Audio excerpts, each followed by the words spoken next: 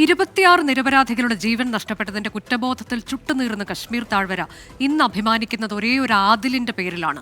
ഭീകരരെ ധീരതയോടെ നേരിട്ട് രക്തസാക്ഷിത്വം വഹിച്ച ആദിൽ ഹുസൈൻ ഷായുടെ പേരിൽ.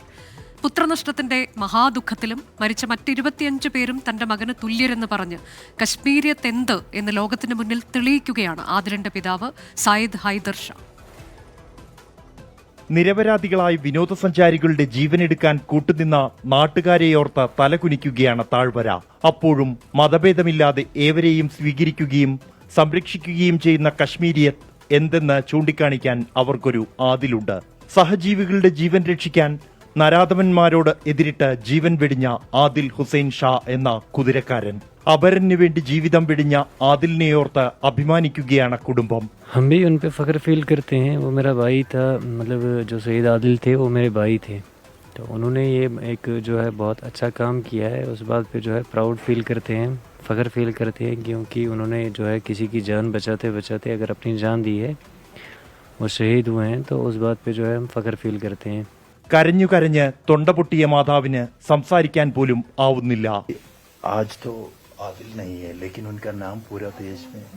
आदिल बहुत अच्छा इंसान था. वो उन लोगों को बचाने के लिए उसने अपनी जान दे दी.